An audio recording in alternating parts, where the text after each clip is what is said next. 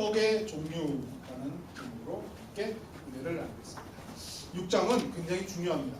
오병이어 우리가 흔히 많이 이야기를 하는데 6장에 굉장히 예수님께서 무지하게 반복해서 강조하시는 구절이 있어서 함께 나누도록 하겠습니다. 예수님께서 많은 기적을 일으키신 다음에 어떤 지역으로 갔더니 많은 사람들이 따랐어요. 그래서 보면 6장 2절에 보면 큰 무리가 따르니 이는 병인들에게 행하시는 표적을 봅니다. 하나님이 계속 막 다 병자들을 막 치료하시니까 그것을 본 사람들이 예수님을 막 쫓기 시작한 거예요.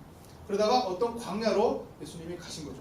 그랬더니 거기에 사람들이 다 와 있었는데 약 남자만 5,000명, 한 2만 명 정도 되는 사람들이 그 광야에 따라왔어요.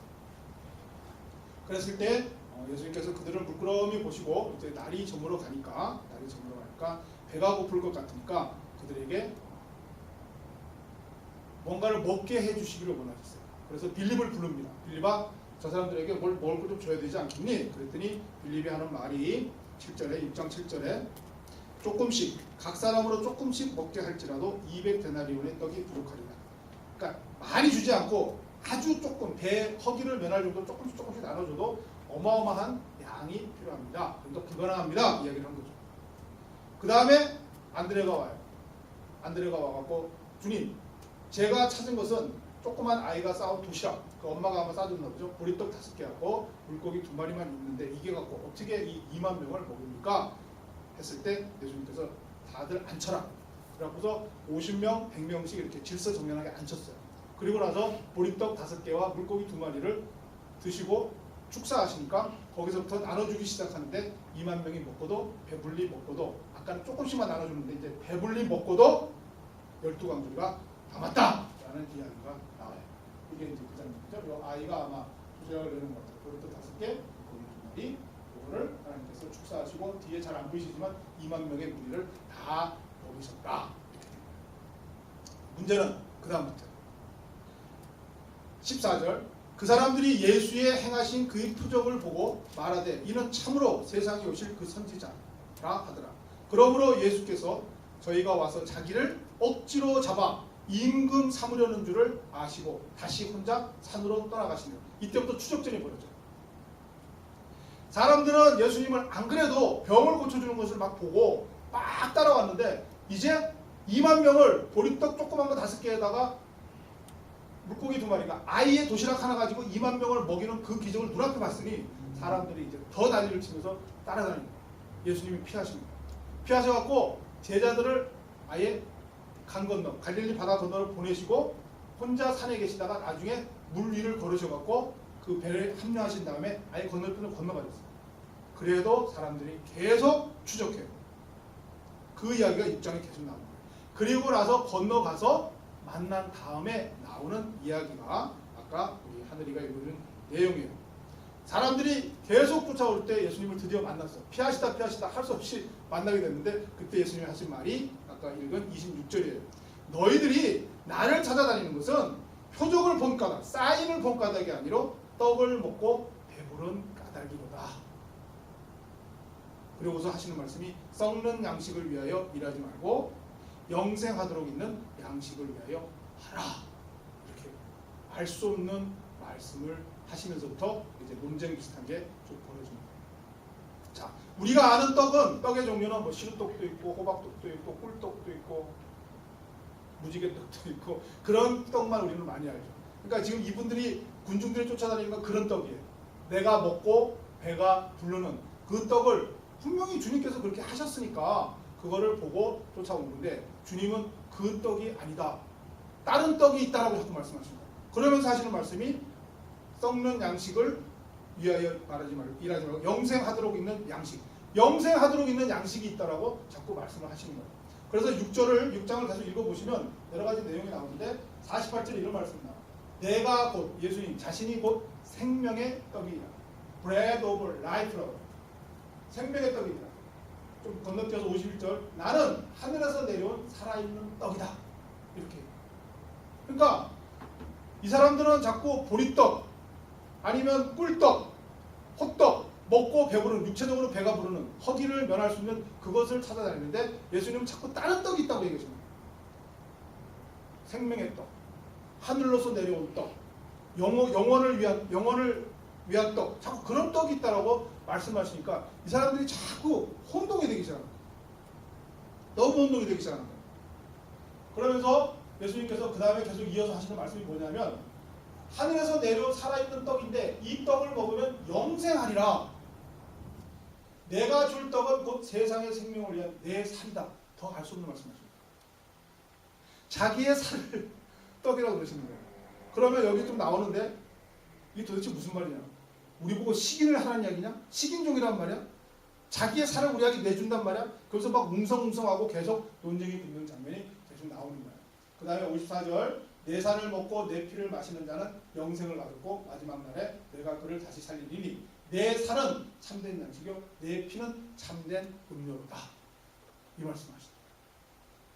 그러면 예수님께서는 지금 보리떡을 먹여갖고 사람들이 막 쫓아오니까 그 떡을 위해서 일하는 게 아니라 내 살을 먹어야 된다 이렇게 얘기하시는 거예요. 그리고 내 살을 먹으면 영생을 얻는다. 너희가 말하는 그 보리떡 그거를 먹으면 금방 또 배가 고프지. 끼니마다 먹어야 되지. 그러나 내 살을 나를 먹으면 내 살을 먹고 내 피를 마시면 영원토록 목마르지도 않고 배가 고프지도 않을 거야 라고 말씀하시니까 이 군중들이 혼동될 수밖에 없고 모를 수밖에 없는 거예요. 그래서 56절 내 살을 먹고 내 피를 마시는 자는 내 안에 거하고 나도 그의 안에 거한다 이런 말입니다. 자, 우리가 이걸 갖고서 한번 말씀을 이렇게 자꾸 연결을 한번 해보자고. 제가 충분하지는 못할지언정 성경을 어떻게 봐야 되는가 그걸 좀 알려드리려고 조금씩 연결을 한번 해보려고 합니다. 앞에서 보면 우리도 군중하고 다를 바 없잖아요. 예수님의 살을 어떻게 먹고 예수님의 피를 어떻게 마신단 말이에요. 우리가 뭐 식인종이야? 군중도 똑같은 반응이잖아요. 근데 예수님이 자꾸 말씀을 하세요. 내 살을 먹고 내 피를 마시면 영생을 얻는데 그 다음에 자꾸 힌트가 나오죠. 내 살을 먹고 내 피를 마시는 자는 내 안에 거하고 나도 그의 안에 거한다. 그 이야기다. 거한다. 그 말을 가지고 한번 성경을 한번 연결을 해볼게요. 하나님 안에 거한다는 게 무슨 뜻이에요? 그래서 요한복음 계속 나가면 그 이야기가 풀어지는 거예요. 14장이에요. 14장. 그날에는 내가 아버지 안에, 너희가 내 안에, 내가 너희 안에 있는 것을 너희가 알게. 아까 말씀하신 거한다는 거죠. 거한다는 걸 14장에서 또 말씀하시는 거예요. 아버지가 내 안에, 내가 아버지 안에, 너희가 내 안에, 너희가 아버지 안에 거한다. 그 이야기를 하시면서 연결하는 거예요. 나의 계명을 지키는 자라야 나를 사랑하는 자니 나를 사랑하는 자는 내 아버지께 사랑을 받을 것이요 나도 그를 사랑하여 그에게 나를 나타내리라. 결정적인 거 23절 예수께서 대답하여 이르시되 사람이 나를 사랑하면 내 말을 지키리니 아버지께서 그를 사랑하실 것이요 우리가 그에게 가서 거처를 그와 함께 거하시리라. 어떻게 거한다고? 우리가 누구예요? 아버지와 예수님. 아버지와 예수님이 너희 안에 거처를 정하겠다는 거예요. 하나님과 예수님이 너희 안에 거하겠다는 거예요. 너희 안에 거처를 정하고 너희 안에서 같이 살겠다는 거예요. 어떻게 하면요? 나를 사랑하면 내 말을 지키니 내 아버지께서 그를 사랑하시고 어떻게 해요? 내 말을 지키는 자. 그 위에는 뭐예요? 나의 계명을 지키는 자라야 나를 사랑하는 자. 연결이 되죠. 아버지 하나님을 사랑하는 자가 아버지께서 사랑하면 그 안에 들어서 같이 사는데 우리가 아버지를 사랑한다는 것은 뭐냐면 말씀을 지키는 거예요. 계명을 지키는 거예요. 계명을 지키는 자가 곧 거하는 자예요. 그럼 이제 풀리죠. 예수님의 살과 피를 먹고 마신다는 게 뭐예요? 계명을 지키는 거예요. 예수님의 계명을 말씀을 듣고 지키는 거예요. 그러면 계속 더 나가봐요. 이 거한다라는 것에 대해서 더 유명한 말이 있는데 15장에 또 넘어가요. 나는 포도나무요 아버지는 농부라고 그랬죠. 그래서 여러분은 우리는 성도들은 가지예요. 가지. 예수님은 포도나무예요. 우리가 가지가 포도나무에 꼭 붙어 있어야 돼요. 그래야 열매가 맺어져요. 만약에 가지가 포도나무에서 떨어지면 아무 짝에 쓸모도 없어요. 우리가 흔히 포도를 보면 그 가지 끝에서 포도나무가 열려있는 것 같지만 그 가지가 포도나무라는 줄기에 붙어 있을 때야 그 가지에 포도가 열리는 거지. 만약에 떨어지면 아무 짝에 쓸모가 없어서 말라 비틀어지고 사람들은 그걸 주워서 어디 쓴다고요? 불쏘시개 쓴다라고 성경에 나와요. 그래서 함께 거하는, 동행하는 거에 가장 중요한 게 포도나무 그리고 가지와의 관계인데, 그것을 예수님께서 설명하면서 나는 포도나무요 너희는 가지라, 그가 내 안에 내가 그 안에 거하면 사람이 열매를 많이 맺는다라고 했어요. 아까는 거한다 그랬죠. 그래서 거하게 되면 뭐라고요? 열매를 많이 맺게 된다는 거예요. 이 열매를 많이 맺는다라는 말에 또 우리가 생각나는 말이 있죠. 결실한다라는 거. 여러분 그거 기억나세요? 4가지 땅의 비유가 있었잖아요. 밭의 비유가 있었잖아요. 사람이 와서 씨를 뿌리는데, 씨 뿌리는 비유, 씨를 뿌리는데 하나는 길가에 뿌려졌고, 하나는 돌밭에 뿌려졌고, 하나는 가시밭에 뿌려졌고, 하나는 좋은 땅에 뿌려졌다고 했죠. 길가나 돌밭이나 가시밭은 열매를 못 맺어요. 열매를 맺는 딱 하나의 땅은 뭐죠? 좋은 땅이에요. 그죠? 열매를 맺고 결실을 맺을 수 있는 건 좋은 땅이죠. 그래서 좋은 땅에 있다는 것은 착하고 좋은 마음으로 말씀을 듣고 지켜 인내로 결실하는 자다. 여기도 마찬가지입니다. 함께 거하는 것. 함께 거한다는 것은 주님께서, 하나님께서 우리 안에 와서 거처를 정하신다는 것. 근데 거처를 정하는 사람은 어떻게? 하나님을 사랑하는 자 안에 오셔서 하나님께서 함께 거처를 정한다는 것. 사랑한다는 것은 곧 말씀을 듣고 지킨다는 것. 그래서 거처를 정하는데, 거처를 정해서 함께 거하면 거기에서 열매가 나오는데, 그 열매의 결실을 맺는 그 씨 뿌리는 비유에서도 뭐라고요? 말씀을 듣고 지켜 인내로 결실하는 자, 이렇게 됩니다. 그러면 예수님께서 오늘 6장에서 떡 이야기하시면서 자기가 너희들에게 줄 떡이다, 나를 먹어라 했을 때, 이렇게 말씀이 계속 요한복음에서 풀어졌을 때 그것이 어떻게 결론이 나죠? 말씀을 지키고 행하는 것. 예수님의 말씀이 내 안에 들어와, 예수님의 말씀이 내 안에 들어와서 그 말씀을 내가 듣고 지키는 것, 그것이 예수님의 살을 먹고 그 피를 마신다는 것. 그렇게 되는 사람에게는 결실이 있고 좋은 땅에 뿌려진 것처럼 나무가 잘 자라고 결실이 맺어진다는 것. 여기에서 한 가지 더 이해를 돕기 위해서 우리가 씨 뿌리는 비유에서 앞에 3가지 길가와 돌밭과 가시밭을 생각을 해볼 때, 길가는 상관할 것도 없어요. 그건 믿지 않는 사람들이에요. 말씀 자체를 아예 듣지 않는 사람들이니까 우리 길가는 빼요. 여러분 그건 아시죠? 성경은 믿는 사람을 위한 것이지 믿지 않는 사람을 위한 건 절대 아니에요. 이거는 믿지 않는 사람에게는 이 말씀을 아무리 해도 소용이 없어요. 그거는 역사를 통해서 예수님께서, 하나님께서 이미 이렇게 말씀하신 거예요. 믿는 자를 위한 말씀이 성경이에요. 그러니까 여러분은 이 자리에 앉아있는 것은 믿기를 원하시는 분들이고 믿는 자들이니까 말씀하시는데, 길가는 빼요. 그 다음에 돌밭과 가시밭이 있어요. 거기에 분명히 성경에서 돌밭은 뭐예요? 시험과 환난을 만나는 자. 뭔가 이렇게 씨가 뿌려져서 뿌리를 내리려고 그러는데 돌밭이니까 뿌리를 못 내리잖아요. 그게 세상적으로 예수님께서 어떻게 뿌려졌죠? 시험과 환난을 만나서 흔들리는 자예요. 그 다음에 가시밭은 뭐예요? 가시밭은 밑은 괜찮아요. 밑은. 돌밭이 아니니까. 뿌리를 내려요. 좀 뭔가 커보려고 그러는데 가시가 막히는 거예요. 햇빛이 막히는 거예요. 못 자라요. 그건 뭐라 그래요? 세상의 염려와 재리에 대한 유혹이라고 분명히 얘기해요. 그러면 좋은 밭이라는 건 뭐예요? 씨가 뿌려져서 싹이 나고 나무가 자라서 나중에 크게 돼서 새들이 와서 앉아서 쉬게 되고 사람들이 나무 그늘에 가서 쉬게 되고 거기서 많은 결실을 맺게 되는 그 좋은 땅은 뭐예요? 돌밭도 아니요? 가시밭도 아니요. 그러면 돌밭은 뭐라고요? 시험, 환난. 가시밭은 유혹, 염려. 그게 없는 거죠. 그러면 말씀을 듣고 지켜 인내를 결실하는 자, 좋은 땅에 있다는 건 뭐예요? 시험과 환난과 유혹과 염려, 걱정이 없는 땅인 거예요. 거기에서 결실이 일어납니다. 자, 그러면 우리가 인생을 살아보지만 도대체 시험이 없는 인생이 어디 있어요? 환난이 없는 인생이 어디 있어요? 걱정 없는 인생이 어디 있어요? 유혹 없는 인생이 어디 있어요? 다 그런 인생을 우리가 살아갈 수밖에 없잖아요.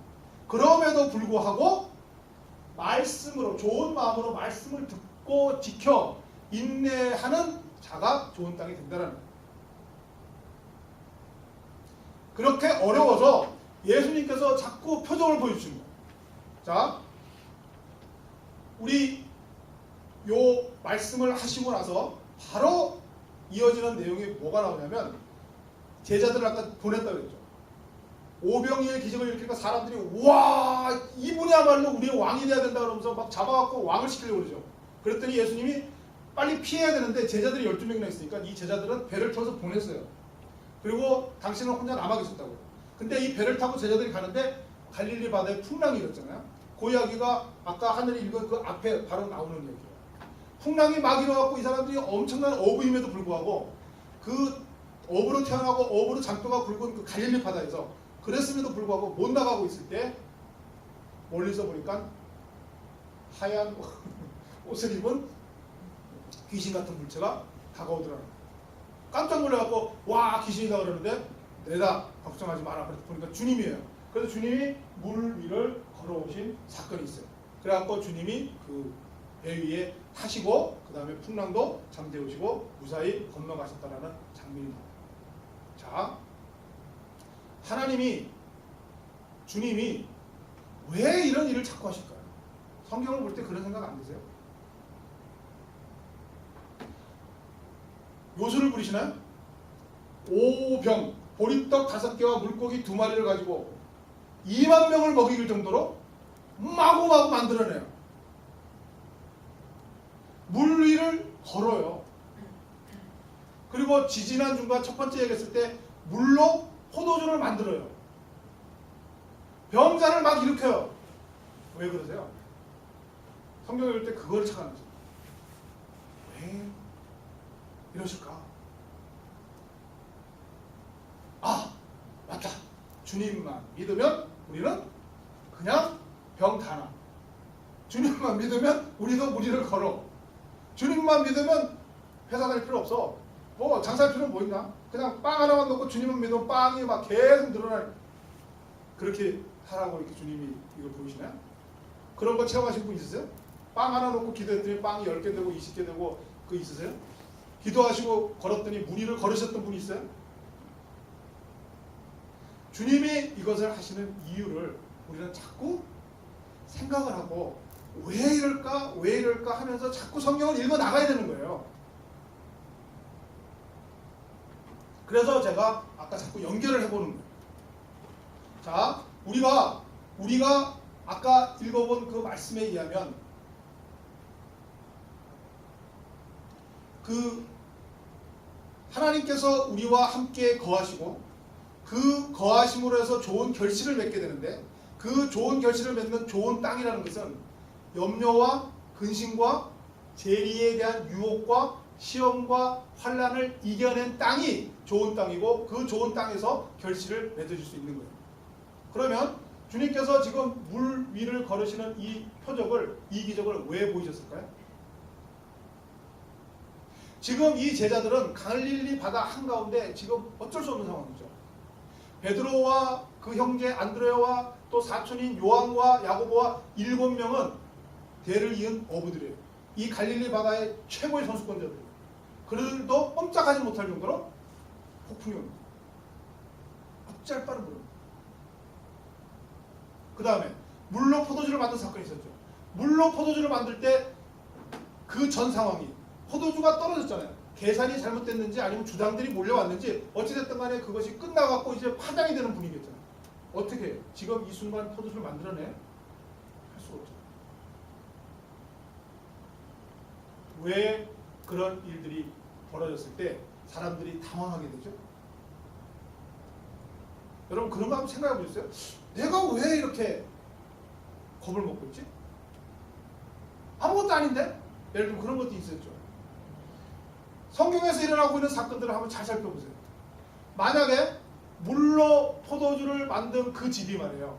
혼인잔치를 하는 그 집이 그 아들 결혼시킨 다음에 그 다음날 다른 지방으로 이사 간다 그랬으면 그 사람들 걱정해야 해요. 뭐하러 걱정해? 야, 포도주 떨어졌어. 오늘 잔치 끝? 우리는 이사할 거야. 근데 이 사람들은 그러지 못해. 왜? 거기에 대대로 살아왔고 앞으로도 대대로 살아야 되고 이 시집온 이 며느리와 함께 우리 아들이 거기서 또 애를 낳고 계속 살아야 되니까 그 지역 커뮤니티의 평판이 두려운 거예요. 잘 먹여야 되는 거예요. 잘 접대해야 되는 거예요. 포도주 떨어지면 안 되는 거예요. 그러니까 두렵죠. 이 제자들이 말이에요. 배를 타고 지금 갈릴리 바닷가를 가요. 근데 전부 다 뭐 부부싸움을 했던가 아니면 뭐 굉장히 좌절한 일이 생겨서 나 죽을래. 아우 됐어. 아우 잘 됐네. 하나님 막 바람 부세요. 배 뒤집으세요. 나 죽을래. 그런 걱정 안 해요. 저는. 근데 왜 걱정하죠? 살려고 걱정하는 거죠. 왜 무서워하세요? 살려고 무서워하는 거죠. 그런 이야기 있잖아요. 나치 시대에 고문 기술자가 있었잖아요. 최고의 고문 기술자 나치 시대인데 그 사람이 고문했을 때 안 넘어간 사람이 하나도 없대요. 다 불게 돼 있는데 안 부는 사람이 있대요. 그 사람은 뭔지 아세요? 죽기로 작정합니다. 고문의 원리는 괴롭힙니다. 아프게 하는 거예요. 그럼 그 사람이 공포를 느끼게 되는 거예요. 공포의 공포. 고문의 원리는. 근데 공포를 안 느낀다. 죽여라. 아무 소용이 없는 거예요. 마찬가지잖아요. 이 사람들이 살고 싶어서 지금 겁을 내는 거죠. 살고 싶어서. 오병이어 할 때 예수님께서 참 이상한 말씀을 하시죠. 빌립아, 이 사람들을 먹여라. 빌립이 그때 뭐라 그래요? 200데나리온 빵이 어디 있습니까? 빌립의 마음은 뭐예요? 계산이죠. 무슨 계산이요? 먹여야 될 계산. 만약에 안 먹이면 되죠. 왜냐하면 지금 굶어 죽을 상황도 아니에요. 주님, 다 보냅시다. 끝냅시다. 그러면 아무 두려움이 없어요. 근데 먹여야 되겠다는. 그 다음에 잔치를 끝까지 잘 포도주로 먹여서 흥겹게 잘 끝내야 되겠다는. 그 다음에 내가 살아야 되겠다는. 성경을 보면 다 그러잖아요. 내가 안전해야 되고, 내가 고쳐져야 되고, 내가 목숨을 유지해야 되고, 내가 평판이 좋아야 되고, 내가 명예가 좋아야 되고. 밤중에 찾아온 니고데모 생각나세요? 니고데모는 왜 밤중에 찾아왔다고 그랬죠? 그 사람은 공회원이에요. 오늘날 치면 제가 맥케인 정도 된다고 했잖아요. 상원위원회 상임위원장 정도 된다고 했잖아요. 그 사람이 왜 밤에 찾아와요? 평판이 무서운 거예요. 평판이 두려운 거예요. 그 두려움 때문에 모든 일이 지금 벌어지고 있는 거예요. 그럴 때마다 예수님이 오시죠. 물로 포도주를 만들어서 해결을 하세요. 걸어서 배에 타시고 풍랑을 잠재우세요. 오병이어로 2만 명을 먹이세요. 예수님이 그 문제를 해결하신다고요. 어떻게 해결하죠? 예수님이 우리와 함께 거하시고, 함께 거하시니까 결실이 맺어지고, 그 결실이 맺어지는 것은 시험, 염려, 걱정, 유혹, 환란이 없어지는 거잖아요. 예수님이 우리와 함께 하시는 것은 그 걱정을 없애줍니다. 그 두려움을 없애줍니다. 그 욕심을 없애줍니다.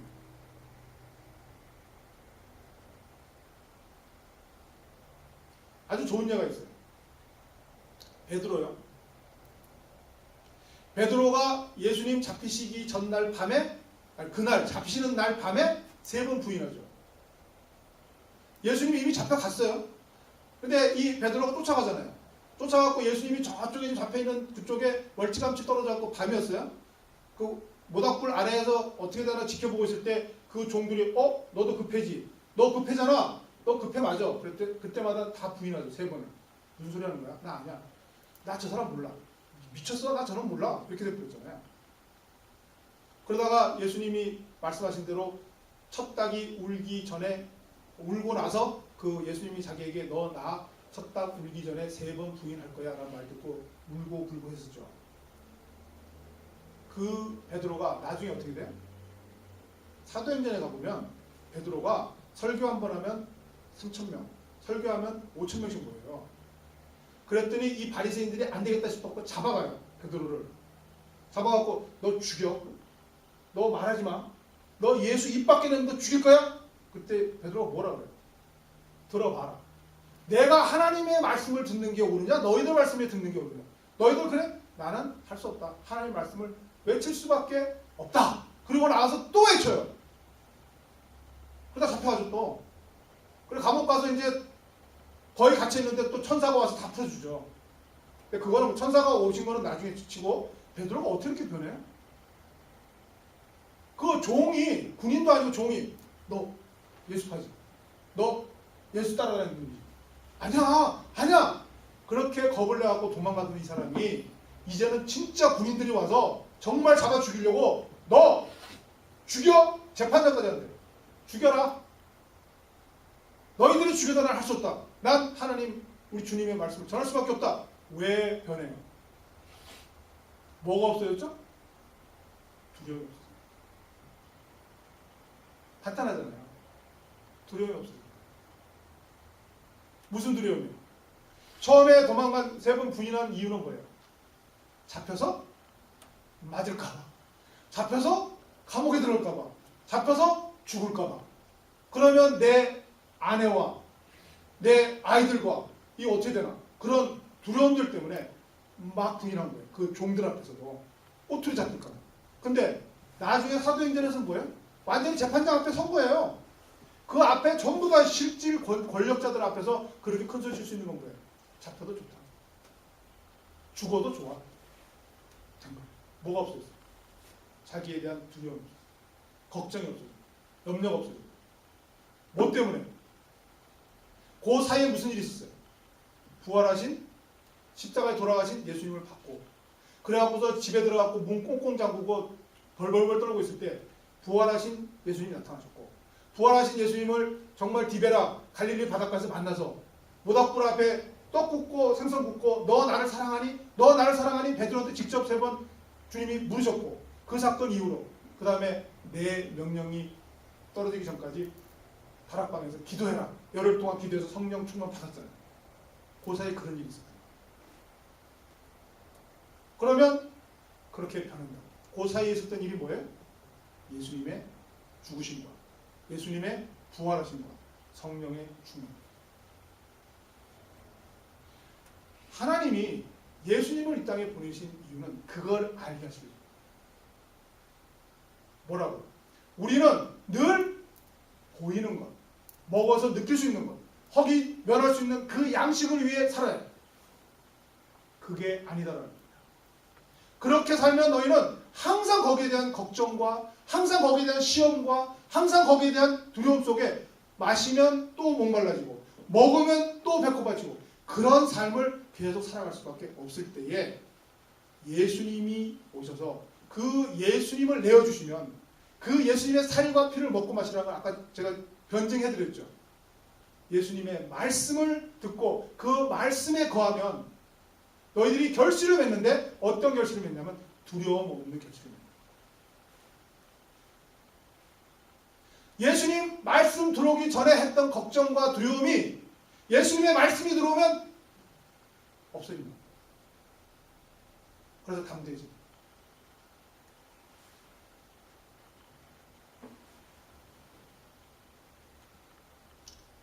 산상수 그러므로 염려하여 이르기를 무엇을 먹을까 무엇을 마실까 무엇을 입을까 하지 마라. 이는 다 이방인들이 구하는 것이다. 너희 하늘 아버지께서 이 모든 것이 너희에게 있어야 할 줄을 아시느니 그런즉 너희는 먼저 그의 나라와 그의 의를 구하라. 그리하면 이 모든 것을 너희에게 더하시리라. 그러므로 내일 일을 위하여 염려하지 말라. 내일 일은 내일이 염려할 것이요 한날의 괴로움은 그날로 족하니라. 하나님께서는 늘 말씀하세요. 먹을 것, 마실 것, 입을 것 염려하지 말라. 들에 나가 봐라. 들에 가서 풀 하나 봐라. 들풀. 그 들풀 하나하고 솔로몬의 영광으로 옷 사입은 거하고 봐봐. 이 들풀도 하나님께서 그냥 입히시는데 너희들일까 보냐? 하나님이 다 먹이시고 입히시고 마시우게 하시는데 우리는 먹을 것, 마실 것, 입을 것에 속해서 다니고 있다. 하나님의 말씀이 여러분 안에 들어오고 하나님의 말씀이 내 안에 살아계시면 그것으로 인하여 내가 갖고 있었던 염려와 근심과 시험과 환난이 이겨낼 수 있는 그곳에 하나님 나라의 백성이 됩니다. 하나님께서 그것을 알려주시죠. 오늘 저의 이 설교를 들으시고 그러면 어떻게 하는 게 하나님의 말씀을 듣고 묵상하고 먹고 마시고 여러분 그것을 설교 한 번으로 성경 공부 한 번으로 답을 내려고 하지 못해요. 그게 가장 위험한 신앙의 자세.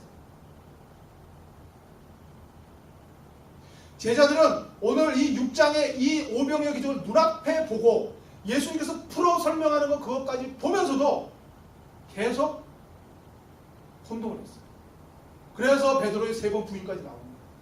그리고 나서 베드로가 십자가에 돌아가신 거 보고 부활하셔서 40일 동안 함께 있는 거 보고 자기를 직접 3번씩이나 사랑하니 사랑하니 사랑하니 그 터치를 받고 그리고 나서 성령으로 열흘간 기도했을 때 받고 그리고 나서 겨우 깨달은. 그러면 신앙이 뭐예요? 여러분, 신앙. 우리는 그 길을 향해 끊임없이 가는 거예요. 이것이 답이다. 그걸 찾는 사람은 오늘 이 사람들처럼 예수님을 왕으로 만드는 거예요. 뭐라고요? 빨리 빵 만들어내. 빨리 병 고쳐. 내 눈앞에서 빨리 무리를 걸어. 그게 왕으로 삼으려는 뜻이에요. 그것을 아시니까 자꾸 떠나십니다. 왜? 이것은 그렇게 정답이 딱 떨어지는 게 아니에요. 예수님과 함께 예수님을 그야말로 양식으로 평생을 그 예수님을 먹고 마시며 말씀 속에 예수님을 체험 속에 성령의 속에 그 속에서 나아가는 것, 그것이 신앙이고 그 안에 하나님 나라의 백성이 되는 것. 바울이 있습니다. 여러분이 잘 아는 사도 바울이 있어요. 바울은 평생을 죄책감에 살았어요. 왜 그러냐면 이분이 어마어마한 일을 하셨는데도 성경을 보면 자기는 늘 고백해요. 죄인 중에 괴수다. 도둑 중에 괴수다. 자기는 강도 중에 괴수다고 했어요. 왜 그럴까요? 물론 여러 가지가 이야기가 있겠죠. 자기가 정말 우리한테 성경에 쓰여있지 않는 여러 내용도 있겠지만 그 사람이 어떤 사람이었어요? 정말 하나님을 위해서 열심히 하다가 스데반이 순교할 때 스데반이 설교하는 거를 사람들이 돌을 던져서 죽였잖아요. 그 돌을 던질 때 이 겉옷이 거치장 쓰니까 겉옷을 벗잖아요. 벗어갖고 누구 앞에 놨어요? 그거 바울 앞에 놨잖아요. 바울이 그 옷을 지키면서 그 사람 때려서 죽이는 걸 봤잖아요. 아마 그것 때문에 그런지도 모르겠어요. 평생을 자기는 괴수 중에 도둑 중에 괴수다고. 그렇게 훌륭한 일을 하고 바울이 써놓은 글들 보세요. 오늘날 우리 모든 목사 여러분들 신학자들 다 바울의 그늘이잖아요. 로마에서부터 전부 다 그렇잖아요. 그 어마어마한 신학자가 그 어마어마한 체험자가 평생을 미친 자로 죄수처럼 죄인처럼 살았다. 그건 뭐예요? 늘 하나님을 생각한 사람. 자기의 모든 것을 늘 하나님께 비춰보면서 살았던 거예요. 이게 간단한 것 같아요. 여러분은 어떻게 살아요? 여러분은 늘 어디다 비춰보시고 살아요? 하나님께 죄송하다는 마음으로 살아요? 우리는 우리 사람에게 신경 쓰잖아요. 내 아내에게, 내 아이들에게, 내 남편에게, 내 부모와 내 형제에게 늘 비추고 신경 쓰며 눈치 보며 또 잘하려고 또는 잘 보이려고 그렇게 살아요. 하나님을 의식하면서 사세요. 바울은 평생을 하나님을 의식하면서 살았어요. 이게 신앙입니다. 예수님의 살을 먹고 예수님의 피를 먹는 것은 예수님과 함께 거하는 거예요. 그리고 예수님의 말씀을 늘 묵상하며 순종하며 그 말씀 속에 살아가는 거예요. 그것은 항상 바울처럼 나의 모든 것을 하나님께 비추며 예수님께 비추며 살아가는 거예요. 그래서 늘 하나님께 죄송한 마음, 늘 하나님께 빚진 마음, 때로는 하나님과 함께 기쁨도 누리고 이 세상 사랑과 이 세상에서 느끼지 못한 기쁨, 쾌락을 하나님과 함께 누리고 살아가는 거예요. 여러분 앞에 80불이 있어요. 그리고 이쪽에 8억 불이 있어요. 여러분 어느 걸 택해요? 80불 택하세요? 8억 불을 잡으세요. 80불 잡는 바보들이 어디 있어요? 8억 불 당연히 8억 불 잡아야죠. 근데 우리는 그렇게 살아요. 왜요? 우리에게 주어진 인생은 80년. 하나님이 주님을 통해서 우리에게 말씀하시는 그 영생은 8억 년인지 80억 년인지 끝이 없어요. 근데 우리는 늘 어디서 넘어져요? 80년을 잡는다. 이 사람들처럼 떡을 잡는다고 떡. 내 한 끼 끼니를 허기를 면할 그 떡을 잡는 거예요. 예수를 내 떡 한 끼를 해결해 줄 사람으로 잡아서 세우는 거예요. 예수님은 절대 그런 분이 될 수가 없거든요. 도망가십니다. 어디로요? 나를 영생의 왕으로 우리에게 영생을 주시기 위해 8억 년을 택할 사람에게 가시는 거예요.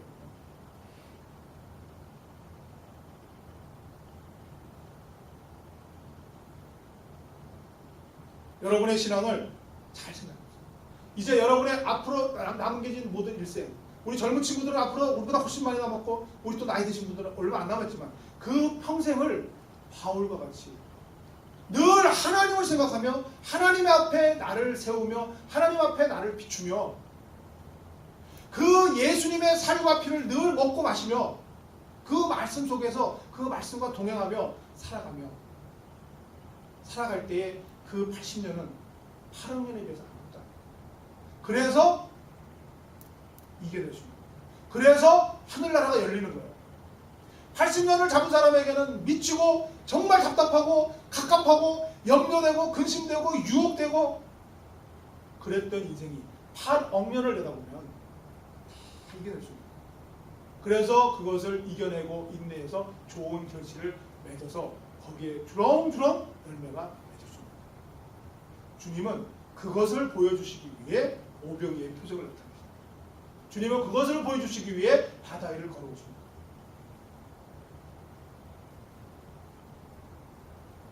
다 잊어버리셔도 돼요. 이거는 여러분의 목사인 제가 묵상해서 조금 찾아낸 그리고 이렇게 연결해서 했던 것에 불과해요. 여러분은 이제 정말 이 예수님의 살과 피를 믿는 그 영생이 말씀에 있음을 깨닫고 여러분의 삶이 그런 삶이 되셔야 돼요. 일주일에 한 번 와서 예배드리고 설교 30분 듣고 40분 듣고 가시는 게 아니고 성경 공부 일주일에 한 번 와서 한 1시간 정도 하고 가시는 게 아니라 여러분의 일평생이 예수님의 살과 피를 먹고 마시는, 어린아이 때는 우유를 마셔야 되지만 장성하면 딱딱한 식물을 씹을 수 있듯이 여러분도 자꾸 성장해 나가면서 하나님의 말씀을 마시기도 하고 씹어 먹기도 하고 하면서 일평생을 살아가는 거예요. 그게 하나님께서 이 땅에 예수 그리스도를 보내셔서 십자가에 다시고 부활하시고 또 성령을 여러분에게 보내주신 이유예요. 늘 예수 그리스도와 함께 동행하며 그 말씀 속에 거하며 그래서 여러분의 걱정과 두려움과 시험과 환란이 이제는 모든 평강으로 변해서 결국은 좋은 결실을 맺으며 살아가는 여러분의 일생이 되기를 예수 그리스도의 이름으로 간절히 축복합니다. 기도하겠습니다. 하나님 아버지, 예수님께서 저희들에게 표적을 보여주실 때에 깨닫지 못하고 또 부족하여 잘못 오해하고 따라다닌 적이 많이 있습니다. 그러나 저희에게 성령님 주시고 또 말씀 주셨사오니 이제는 주님을 바로 알게 하시고 예수 그리스도의 말씀 그것을 늘 묵상하며 말씀을 순종하며 말씀을 지키며 살아가는 저희들 되게 하여 주옵소서. 세상을 살아갈 때 말씀 지키기가 어렵고 갈등이 일어날 때 함께 갈등하며 또 연구하며 또 묵상하며 그리하여 하나님의 진리를 찾아 순종하며 인내하며 나아가는 모든 인생들 되게 하셔서 영생의 떡, 하늘로부터 내려온 생명의 떡 예수 그리스도의 살과 피를 먹고 마시고 큰 결실을 맺는 하나님의 백성들의 삶이 되게 하여 주시옵소서. 예수님 이름으로 기도드리옵나이다. 아멘.